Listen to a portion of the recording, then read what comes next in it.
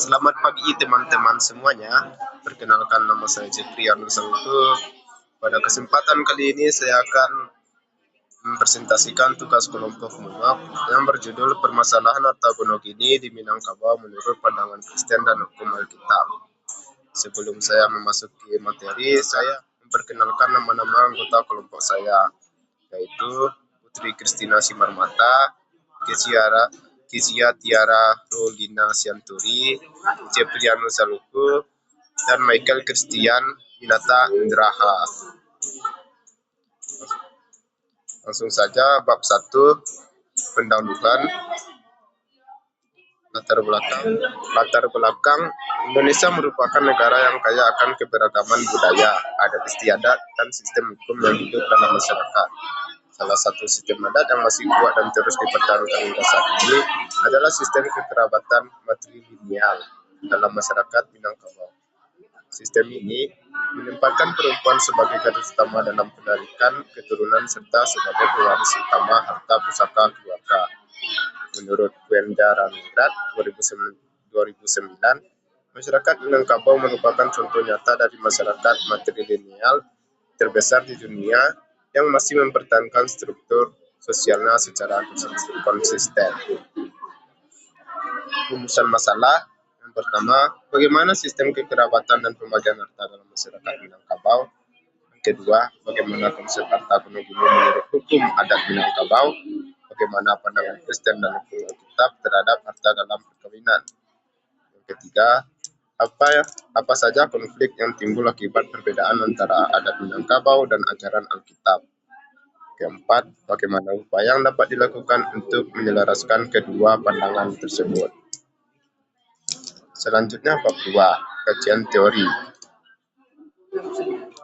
Pertama, teori hukum adat Minangkabau. Hukum adat merupakan sistem norma yang tumbuh, berkembang, dan dipertahankan oleh masyarakat sebagai pedoman dalam kehidupan sosial. Hukum adat tidak tertulis, tapi memiliki kekuatan mengikat yang kuat karena didasarkan pada nilai, kebiasaan, serta kesepakatan bersama dalam masyarakat.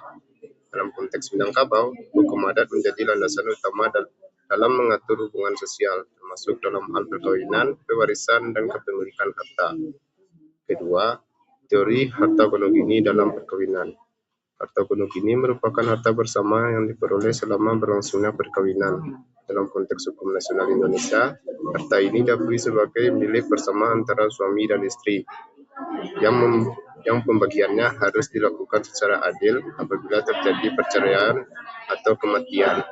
Menurut Suharjono Swekanto 2007, konsep harta bersama mencerminkan adanya kerjasama antara suami dan istri dalam membangun kehidupan rumah tangga. Oleh karena itu, setiap pihak memiliki hak yang sama atas harta yang diperoleh selama perkawinan. Ketiga, teori perkawinan dalam pandangan Kristen. Dalam ajaran Kristen, perkawinan dipandang sebagai lembaga yang sakral dan ditetapkan oleh Tuhan. Pernikahan bukan hanya sekedar hubungan sosial, tetapi merupakan persekutuan yang kudus antara seorang pria dan seorang wanita yang dipersatukan dalam kasih Tuhan. Alkitab menyatakan bahwa keduanya menjadi satu daging. Kejadian 2 ayat 24 yang menunjukkan adanya kesatuan yang utuh antara suami dan istri, baik secara emosional, spiritual, maupun dalam kehidupan sehari-hari, termasuk dalam pengelolaan harta.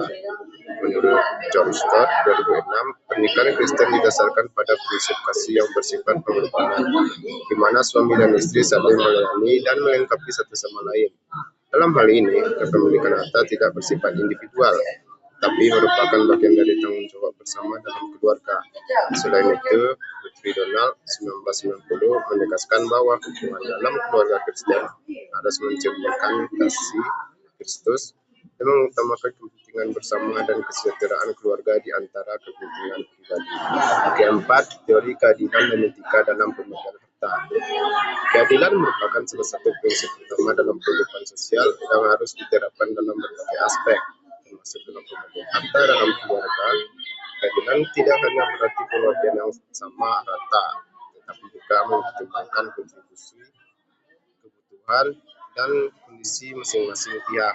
Menurut Franz Magnus Suseno 1991, keadilan merupakan nilai moral yang harus menjadi dasar dalam setiap tindakan manusia. Keadilan harus diwujudkan melalui sikap yang menghargai hak dan kewajiban setiap individu. Selanjutnya, bab 3, metode penelitian, jenis dan pendekatan. Penelitian ini menggunakan jenis penelitian kualitatif dengan pendekatan deskriptif analitis. Penelitian kualitatif dipilih karena bertujuan untuk memahami fenomena sosial secara mendalam, khususnya terkait permasalahan harta gunung gini dalam masyarakat Minangkabau, serta bagaimana hal tersebut dipandang dari sudut pandang Kristen dan hukum Alkitab. Menurut Deksi Jo Maleong 2018, penelitian kualitatif adalah penelitian yang bertujuan untuk memahami fenomena yang dialami oleh subjek penelitian secara holistik melalui deskripsi dalam bentuk kata-kata dan bahasa pada suatu konteks khusus yang alamiah. Pendekatan ini memungkinkan peneliti untuk menggali makna, nilai, serta pandangan masyarakat terhadap suatu permasalahan. Lokasi dan subjek. Penelitian ini dilakukan di wilayah masyarakat Minangkabau, khususnya di lingkungan keluarga atau komunitas yang masih menerapkan hukum adat Minangkabau dalam kehidupan sehari-hari. Pemilihan lokasi ini didasarkan pada relevansi dengan topik penelitian, yaitu permasalahan harta gunung gini dalam sistem matrilineal. Menurut Sugiono 2017, menentukan lokasi penelitian dalam penelitian kualitatif harus mempertimbangkan kesesuaian antara fenomena yang diteliti dengan kondisi nyata di lapangan, sehingga data yang diperoleh lebih akurat dan relevan. Bab 4, pembahasan sistem pembagian harta dalam masyarakat Minangkabau. Masyarakat Minangkabau memiliki sistem pembagian harta yang unik karena didasarkan pada sistem kekerabatan matrilineal. Dalam sistem ini, garis keturunan ditarik dari pihak ibu, sehingga perempuan memiliki kedudukan utama dalam kepemilikan harta, khususnya harta pusaka tinggi. Harta pusaka ini diwariskan secara turun-temurun dan tidak dapat diperjualbelikan karena dianggap milik kolektif kaum. Menurut Wencaraningrat 2009, sistem matrilineal Minangkabau menempatkan perempuan sebagai pemegang hak atas harta pusaka, sedangkan laki-laki bertugas sebagai pengelola yang menjaga keberlangsungan harta tersebut. Hal ini menunjukkan bahwa kepemilikan harta tidak bersifat individual, tetapi bersifat komunal. Pandangan menurut Alkitab. Pandangan Kristen dalam hukum Kristen tentang harta dalam perkawinan. Dalam pandangan Kristen, pernikahan merupakan persekutuan yang kudus antara suami dan istri yang dipersatukan oleh Tuhan. Alkitab menyatakan bahwa keduanya menjadi satu daging. Kejadian 2 ayat 24. Yang berarti adanya kesatuan dalam seluruh aspek kehidupan, termasuk dalam kepemilikan dan pengelolaan harta. Analisis perbandingan antara adat Minangkabau dan ajaran Alkitab. Jika dibandingkan, terdapat beberapa perbedaan mendasar antara sistem adat Minangkabau dan ajaran Alkitab dalam hal pembagian harta.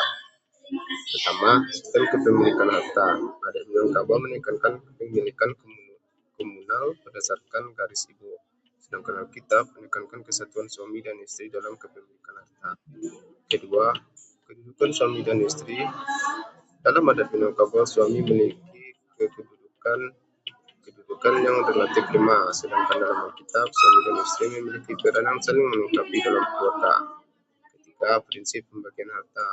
Adat lagi menekankan pada tradisi dan garis keturunan, sedangkan Alkitab menekankan pada keadilan dan kasih. Solusi dan upaya penyelesaian permasalahan.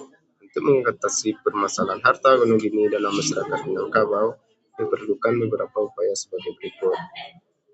Pertama, peningkatan pemahaman masyarakat. Masyarakat perlu diberikan pemahaman mengenai pentingnya keadilan dalam pembagian harta, baik menurut adat maupun ajaran agama.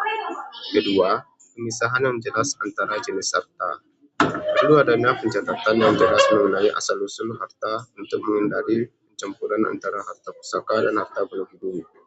Ketiga, pendekatan integratif antara adat dan agama. Nilai-nilai adat yang dapat dipertahankan, tetapi perlu disesuaikan dengan prinsip keadilan dan kasih dalam ajaran Alkitab.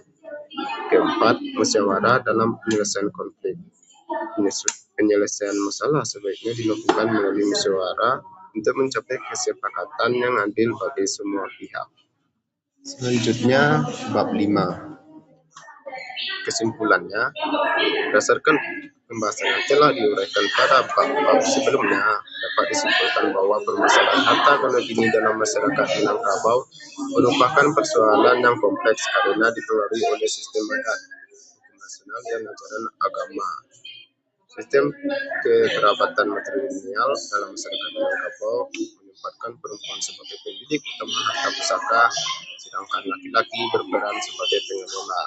Harta gunung ini sebagai harta bersama dalam perkawinan seringkali bercampur dengan harta pusaka, sehingga menimbulkan ketidakjelasan dalam pembagiannya. Baiklah, sekianlah presentasi saya tentang permasalahan harta gunung ini di Minangkabau menurut pandangan Kristen dan hukum Alkitab. Terima kasih telah menyaksikan video ini. Semoga menjadi bermanfaat bagi kita semua. Terima kasih.